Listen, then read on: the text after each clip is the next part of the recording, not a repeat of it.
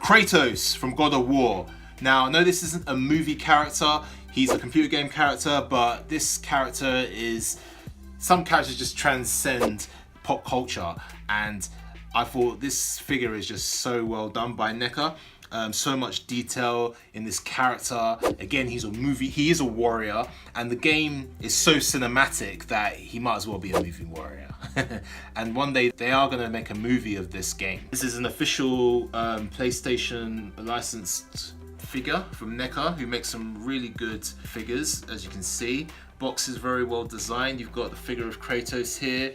He doesn't have I didn't see one of Atreus, his son, which is portrayed here, who he's a companion with in the game.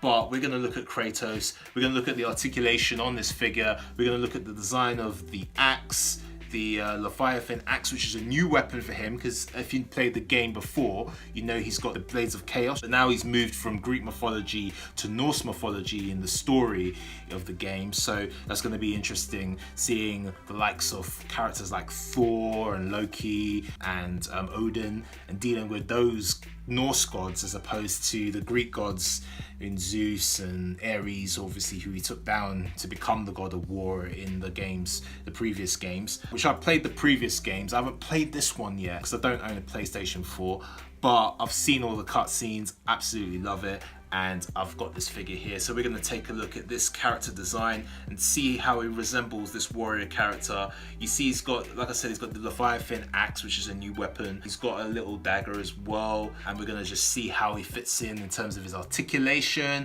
And if we can get him in some good poses that we can see from the game. And if he resembles a Norse warrior this time, as opposed to the Greek mythological warrior that he usually portrays. So let's take a closer look at Kratos, the god of war. So this Kratos figure is absolutely beautiful. I mean, it's definitely a different look from the god of war that we know from the first 3 games, or 4 games as it was. I played God of War 1, 2 and 3. 3 was very epic. I haven't played this game because I don't own a PlayStation 4, but I've obviously seen all the stuff online, all the videos, and it's so epic it might as well be a movie. I mean, the design here is beautiful. You've got his shield, you've got his Leviathan Axe.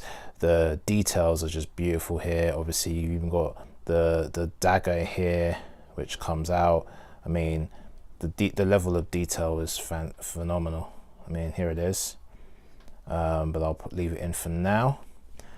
You've got the horn here as well, and some just great, I think this is just a sack. I'm not sure what's in that sack, whether it's money, whether it's food or whatever, but it's a great design, different from the traditional God of War, the Greek mythology one, because this is based on Norse mythology, so it's more Viking, and I think it looks beautiful. I mean, for shows like I watch shows like Vikings, and the Ragnar Lothbrok kind of look, you know, the Viking look, really they brought that to Kratos, and I think it's really fantastic. If we look at this book here, The Art of God of War, we can see the resemblance of Kratos from this figure, and how well that Neca, the company that made this figure, actually how well they translated it into this figure in terms of the design. This is a great book, some great character designs. I mean, if you look at some of these designs, that is the initial design that they had for Kratos, or some of the costume designs that pre-production designs they had for Kratos. As you can see here, you know, there's a few different iterations of the character, because he's in this cold environment. You've got different kind of iterations where he's wearing a lot more clothes than here, but I think some of the character developers or designers were saying that was taking away a lot of who he was already, because he was a very bare character. You could see a lot more of his skin as well, being in ancient Greece. Obviously, this is a more harsh environment, being in Scandinavia. They wanted to kind of get an in-between look between something like this and more the traditional God of War. So that's really good character design. And again, being a warrior, his weapons are important. the axe, the knife, the dagger. I think these are really good weapons for him, and a shield. Having a shield this time is really good. But yeah, some great artwork, and I think the idea of giving him a beard as well this time, it's got a bit of grey in there. It makes him a bit more mature. The character has matured a lot from the first game, and now because he's got a son and he's guiding his son through the world, so visually having that beard I think was a really good idea. Really helped mature the character in aesthetically, as well as him being mature as a character. They matured him aesthetically as well. So here you see some of the character sculptures designs with him and his son Atreus, who has a bow and arrow. Here you see some designs where he's got two axes, which is interesting because before he had the blades of chaos, so there were two swords, short swords attached by chains to his arms, which was a really interesting weapon, really iconic weapon. So to change the weapon was to the Leviathan Axe. That must have been quite a task for them. This weapon is really beautiful. I mean, the designs on the axe is beautiful. And if you look in this book, if you look here, you'll actually see all the different iterations of the Leviathan Axe and the designs that they were going to come up with. Like, it's really beautiful. I mean, if you look at the actual axe here, so you can see here like this beautiful design. There is a lot of detail in this axe, you know. So this axe in the game, it's magical, and it kind of forms like ice as well. So it can when he throws it at his opponents, it freezes them, and these parts glow when that happens. So they glow like a light blue kind of icy look, and you can see the history just carved in these axes. You know, it's real craftsmanship. It's got, like, even on the handle, like, you've got I believe it's a horse or a dragon, I'm not really sure. It looks more like a horse. Correct me in the comment section below if I'm wrong, because again, I haven't played God of War, the new God of War game. I have seen a lot of the cutscenes, but I haven't finished watching them because it's quite long. But this is a beautiful design and fitting for a Viking warrior, I would say. And again, with the shield, they really made an effort with the design on this piece as well. If you look at the front side of the shield, I mean, you see a lot of engravings, a lot of patterns, a lot of designs, a lot of details. And even on the back as well, you see there's a lot of detail here with the red kind of pieces in between the gold. And the handle is just a piece that attaches to his arm. But yeah, it's really good design, and you can see again with the axe the likeness here between what they did in the final iteration and some of the designs that they were coming up with. But you can see the shape stays the same. I mean, it did evolve a little bit more to this, but it's really nice to see in this book the design, the drawings, the artwork, and actually how they translated it very well. This is obviously the final iteration that you see in the game, but it's nice to see the progression and how that came about. And again, being a Viking, being in the Norse mythology, he's going to have Viking weapons. He's not going to have blades of chaos. Spoiler alert, if you've seen the game, if you've played the game or seen the game, you'll know a lot more details about that, but I won't get into that here, just in case you want to play the game and you don't know the story. But just initially, he's going to have a weapon that resembles the environment that he's in, and again, he looks a lot more like a Norse warrior than a Greek warrior, even though he is a Spartan. And you know, even this is a bit more of a Spartan cloth that he's wearing here, so he does still have his roots with him. And again, even the dagger, if I take it out,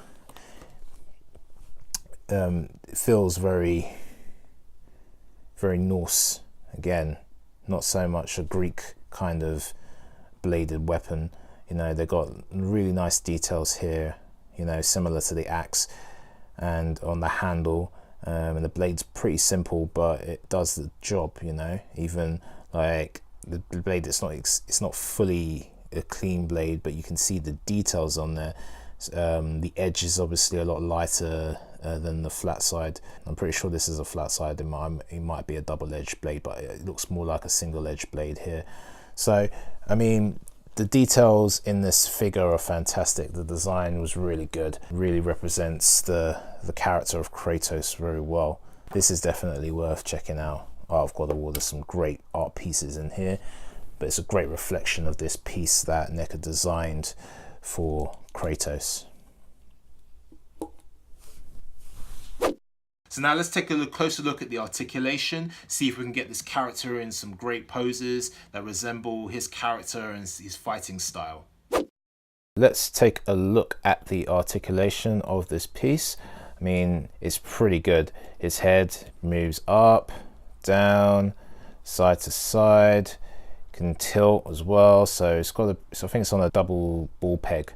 So it's a pretty good manipulation of the head, which is really good. His arms, again, can rotate all the way. You know, shoulder joint kind of comes up like this. He's got a bicep swivel, you know, you can flex that far. Not completely, but he's quite muscular, so you're not gonna be able to flex as much. He's got his wrists on like a ball point as well, so it's got good wrist rotation as well. On this side it's a little stiffer, and only a little bit, because you've got this piece here. This piece is not attached to the actual main body, the main torso, so it does move a little bit. This little piece is attached to the arm, as you can see, but it's got good maneuverability in that sense. Here is torso, it kind of twists from side to side here. Not so much like moving horizontally like that, but it does have, you know, it does have a bit of mobility. Ab crunch that much, back that much, which isn't too bad.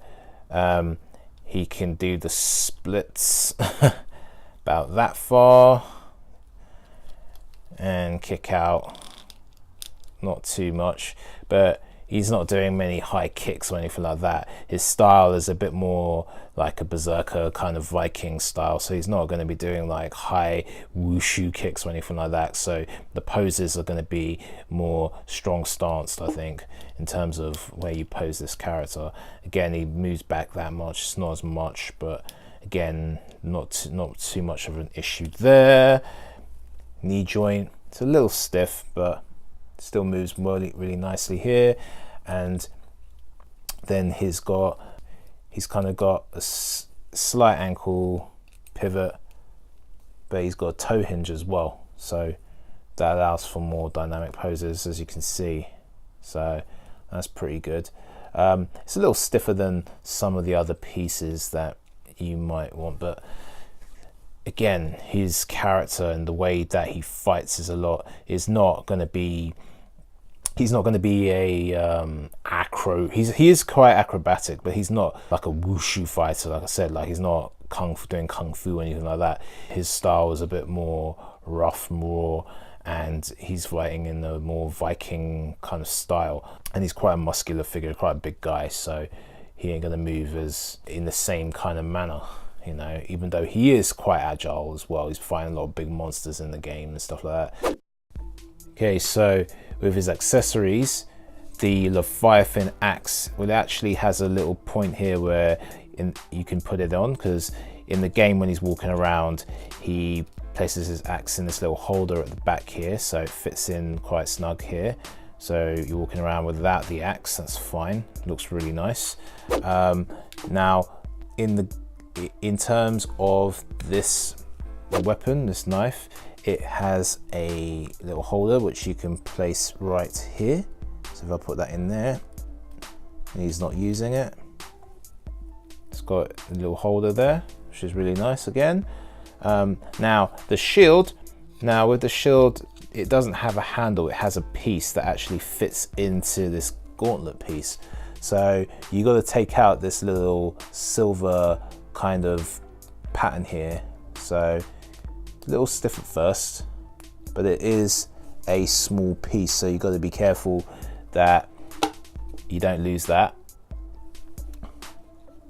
So it actually fits in here. So when you want to use the shield, just place that in here like so, and it holds quite nicely. So you can do some nice poses with the shield and the axe, depending on what you want to do, because there's points in the game where obviously he takes out the axe and he uses it as a weapon and as a obviously defensive weapon, and it's very nice, kind of Viking-esque kind of look, because a lot of the Viking warriors you see, they have these round shields, very beautiful round shields, and they have an axe similar to the Leviathan Axe that we see here that Kratos has at the back there.